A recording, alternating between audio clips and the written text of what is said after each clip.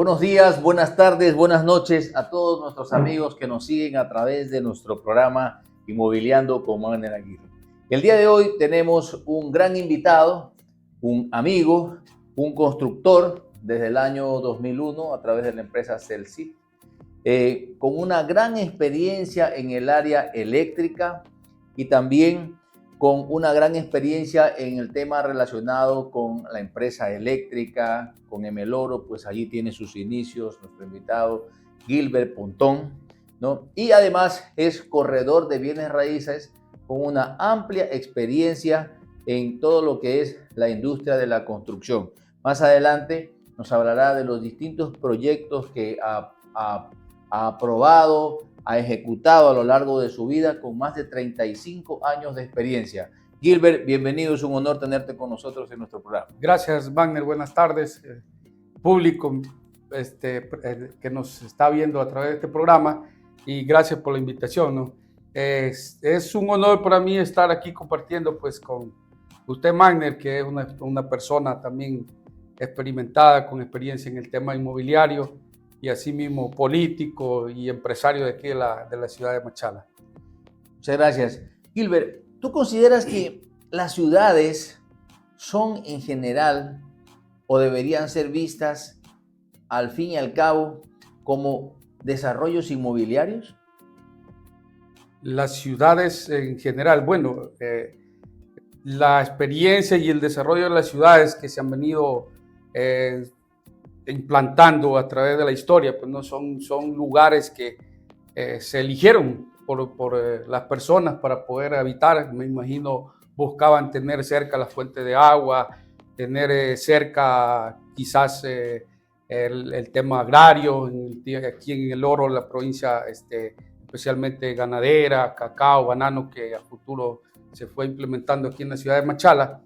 Y claro, pues las ciudades nunca se han desarrollado de una manera ordenada como todos quisiéramos, ¿no? Que las ciudades contaran con todos los servicios básicos de entrada. Pues siempre se da el tema de la parte suburbana, la parte marginal, que se va implementando por el tema de los migrantes o el tema de las familias quizás a veces de escasos recursos. Yo de mi parte quisiera pues que todas las ciudades, desde el centro hasta el último rincón, pues tuvieran todos los servicios. Eso sería lo ideal para que la humanidad se desarrolle de una manera justa. Pero sin embargo, pues no ha sucedido eso. Considero yo que las autoridades deberían tomar cartas en el asunto e ir ordenando la ciudad, ¿no? Ir alcanzando los servicios básicos a todo el perímetro de la ciudad en sí.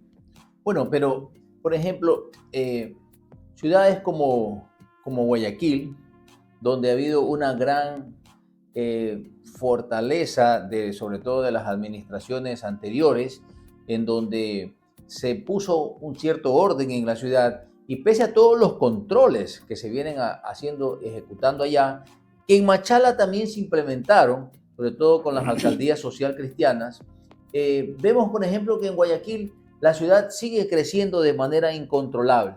Siguen existiendo los tugurios, siguen existiendo los cinturones de pobreza, ¿no? Y a pesar de todos los esfuerzos que hacen las autoridades, les resulta para ellos, sobre todo en las ciudades de la costa, resulta incontenible el crecimiento y el desarrollo de la ciudad. Te pregunto, ¿hace falta planificación? ¿Hace falta quizás una visión política mucho más elevada? ¿Hace falta recursos? ¿Es un problema netamente económico de recursos o es un problema quizás de la visión política con la cual tiene que desarrollarse la ciudad? Yo considero que en realidad se podría decir que la mayoría es recursos, pero en sí también la decisión política puede tomar cartas en el asunto.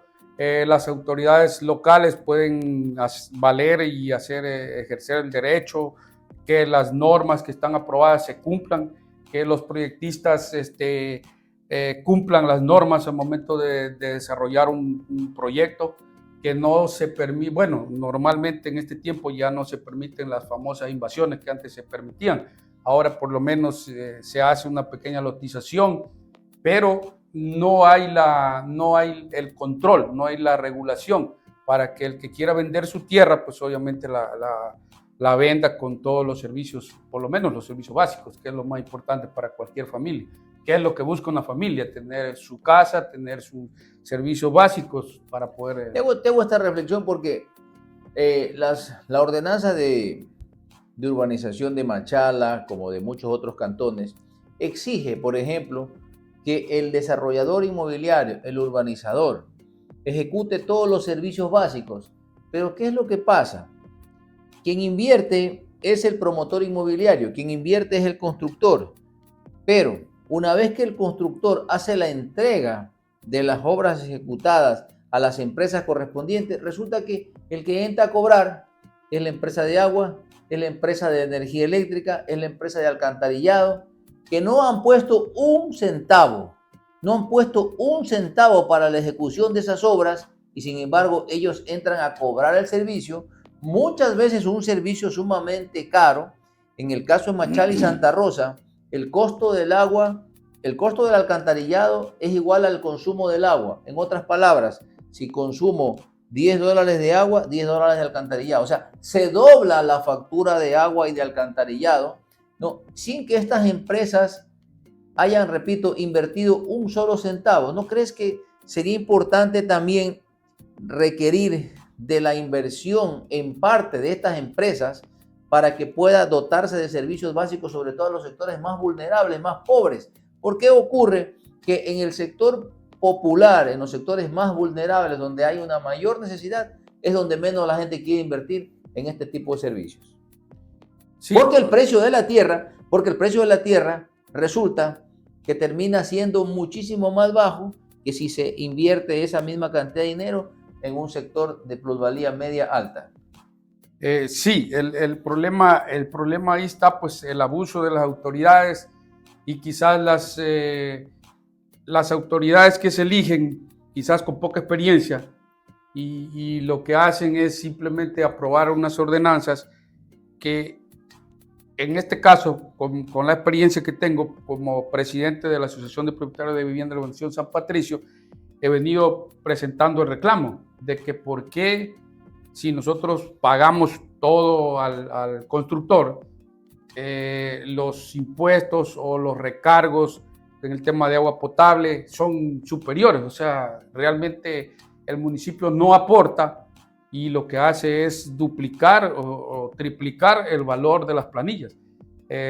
Son, como digo, decisiones de las autoridades que deberían tomar en cuenta. Invertir en una tierra marginal, donde realmente la tierra es sumamente económica. Yo creo que el municipio la estaba escriturando por alrededor de $1 el metro cuadrado, las escrituras que dio ahora último. Sin embargo, no tienen los servicios básicos, obviamente. Y si un promotor quiere invertir ahí, no va a recuperar el 100% de su inversión por los montos altos de urbanizar. ¿Por qué no se invierte en Machala directamente en vivienda de interés social según tu criterio? Toda vez que al final la gente, cuando compra un terreno, lo que en realidad está comprando es el medio para poder llegar algún día a tener su casa propia. O sea, el fin al final de toda inversión inmobiliaria, sobre todo en materia de vivienda, es de llegar a tener una casa, de llegar a tener un techito donde vivir. Pero no hay oferta inmobiliaria de casas, sobre todo de interés social, y más aún en los montos, en las cantidades que se necesitan, porque es una necesidad sentida a nivel nacional.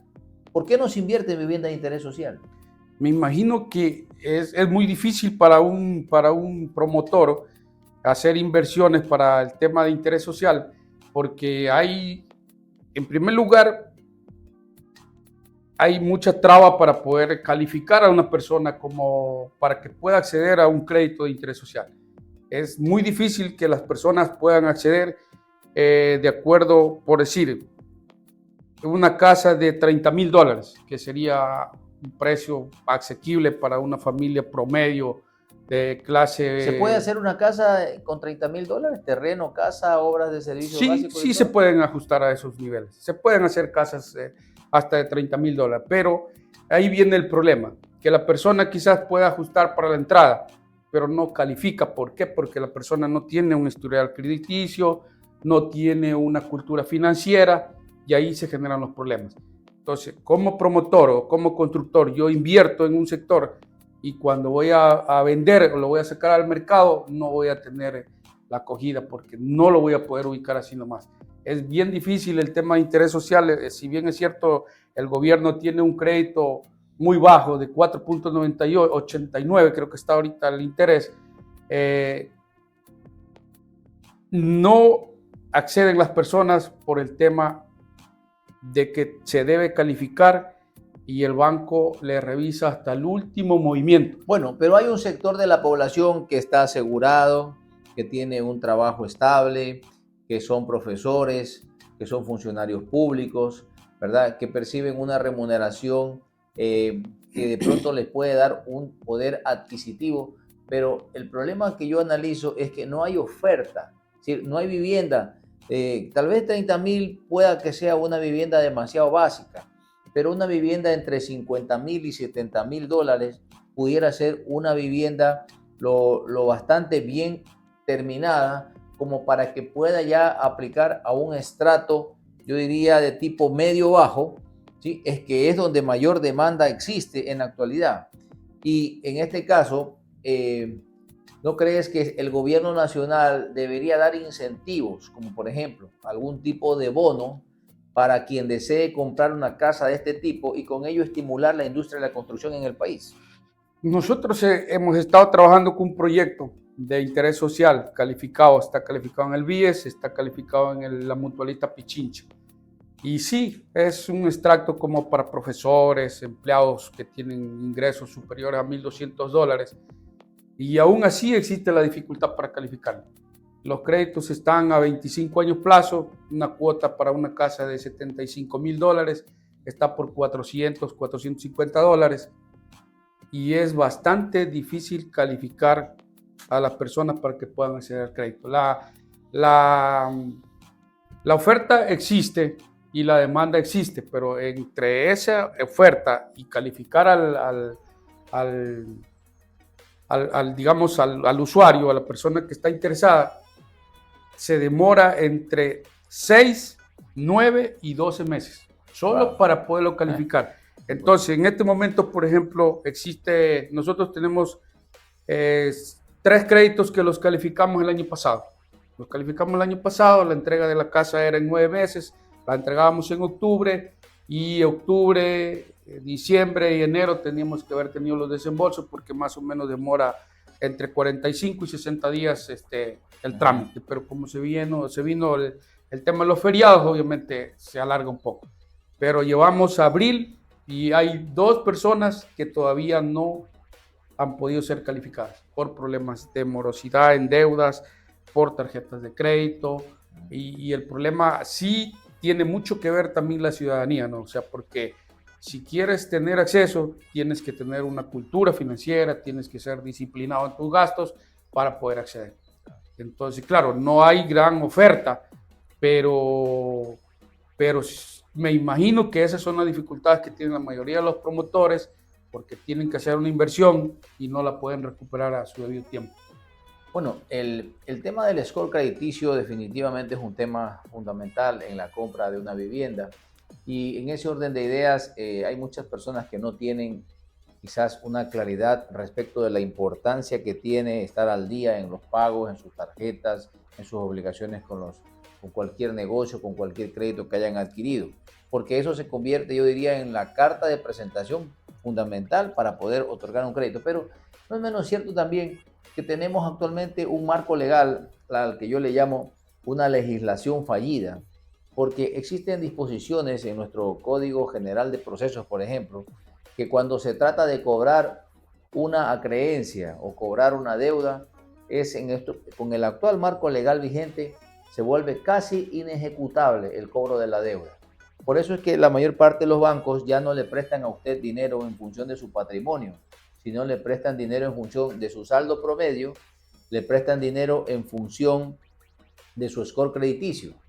Entonces, frente a esa situación, quien en su momento dado requiere y dice, yo hipoteco mi casa como prenda o en garantía del cobro de la deuda, ya no es suficiente. Antes los bancos prestaban en función del patrimonio y usted, a cuenta de riesgo, asumía la obligación sabiendo que si no pagaba, claro, implacablemente los bancos podían rematarle su bien hasta por el 50%, pero no obstante, era una forma de presionar el cumplimiento de la obligación. Eso ha cambiado.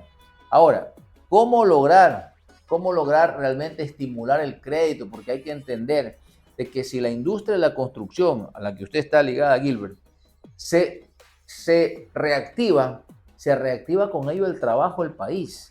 Entonces, ¿hará falta una flexibilización en las normas o, en definitiva, simplemente el gobierno nacional debe dar los estímulos económicos a través de bonos para que la gente se motive en comprar viviendas que sean beneficiarias de esos bonos? O sea, considero yo que cualquier persona que reciba un bono obviamente se va a incentivar a poder acceder a un proyecto de esto. Pero como digo, tiene mucho que ver la cultura y sí, los bancos pues también tienen que preservar su patrimonio porque le están entregando parte de dinero y si no lo van a poder recuperar en el tiempo necesario, llegar a cobrar mediante un embargo, mediante un juicio, es demasiado largo y igual el banco va a quedar afectado de alguna manera, aunque la persona igual va a quedarse quizás sin parte de sus ahorros que invirtió inicialmente, porque a largo plazo los intereses pues obviamente se suman 2 o 3 veces el valor de la vivienda inicialmente.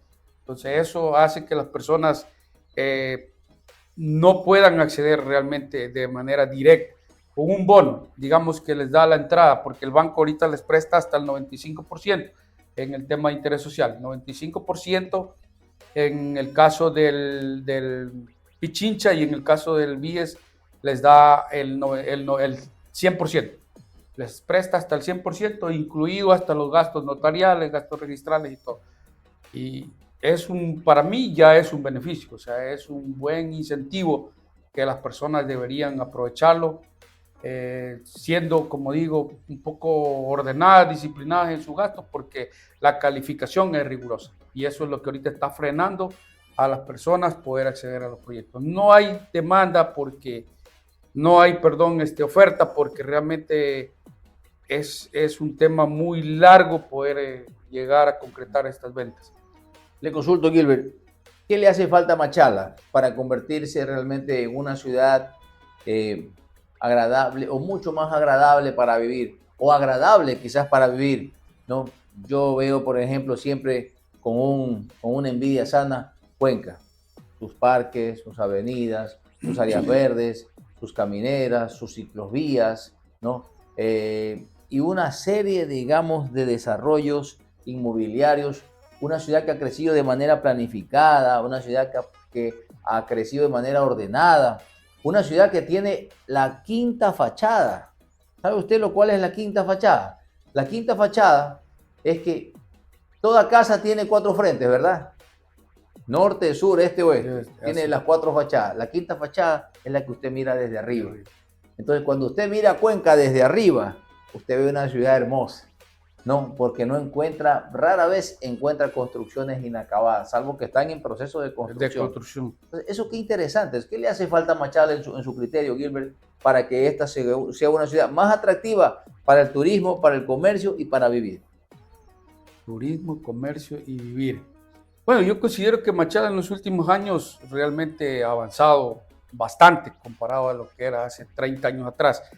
Y algo se ha hecho, ¿no? Algo se ha hecho porque se ha desentado los barrios suburbanos, en algo ha llegado obras básicas y está creciendo. Pero sí hace falta pues mayor inversión, quizás en turismo, quizás en industria que nunca ha habido, no tiene, pero tampoco tiene muchas áreas como para decir que puede ser una ciudad industrial, pero algo de inversión se tiene que hacer en esos campos para que también, así como sea una ciudad cómoda para vivir, también haya el trabajo necesario para sus habitantes, porque de nada sirve tener una ciudad bonita, pero si no hay el trabajo para los habitantes, eso también afecta bastante y la ciudad empieza a desordenarse por temas justamente de falta de trabajo, falta de empleo.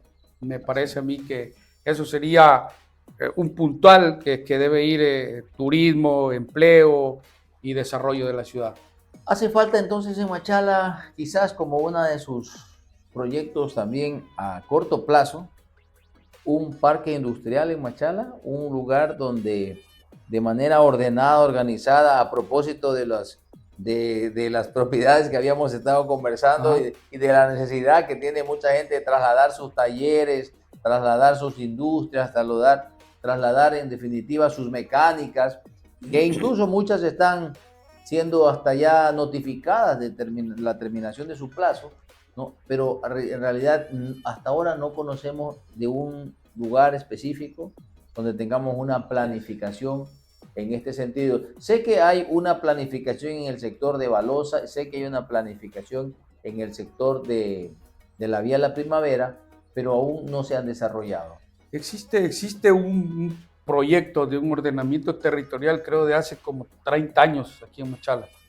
Pero sin embargo, yo considero que ahora ampliaron el límite urbano. Al haber ampliado el límite urbano, las zonas que se podían haber considerado como zonas industriales o como para el tema de los pequeños negocios, talleres que son necesarios para la población, propusieron ampliar el eje urbano, pero no han propuesto un ordenamiento donde han dicho en este sector se va a desarrollar la industria, el tipo de industria o el tipo de que se pueda hacer uso apropiado del suelo en determinados lugares. No existe. Yo no conozco en Machala un plano o un plan de desarrollo de esa forma. No hay todavía. Sí, como digo, ampliaron el eje urbano, pero eso significa que tenemos que sacar a más gente más afuera, porque si antes creo que era 5 metros del eje del parque a la redonda, ahora creo que son 8 o 9 kilómetros. Entonces ya estamos por el cambio. Ya la zona industrial tendría que irse de ahí para allá. Ya estaríamos llegando quizás a Pasaje, quizás a Santa Rosa para poder poner un parque bien desarrollado, según mi criterio, ¿no? Porque es lo que hasta ahora se deja ver cómo se está manejando la ciudad. Así es. Bueno, ha sido realmente, Gilbert, un honor tenerte acá con nosotros, compartir algunos criterios, compartir algunas ideas. Siempre es bueno realmente retroalimentarnos. Igual la experiencia que usted ha tenido tanto en el sector eléctrico, en el sector urbanístico. Justamente me comentabas de que una de las urbanizaciones donde ustedes han trabajado muy fuerte es justamente en San Patricio, que es una de las primeras urbanizaciones, por cierto, de iniciativa privada individual que se comenzaron a desarrollar aquí en la ciudad de Machala, ¿no? Con mucho éxito. Finalmente se terminó de poblar bajo el concepto de mini ciudadelas cerradas, ya en aquella época pensando en el concepto de la seguridad. En esa parte, el ingeniero Bolívar Arichábala, visionario en este sentido. Sí, bueno, tuve la suerte de conocerlo al ingeniero Bolívar Arichábala en el año 96, en donde un amigo le había hecho unos trabajos eléctricos para una lotización. Eso empezó como una lotización. Pero ahí Bolívar, conversando con unos amigos, un colombiano, el arquitecto Jairo Martínez, creo que era el nombre, si bien recuerdo, propuso pues esa idea de los subconjuntos y la urbanización en sí privada.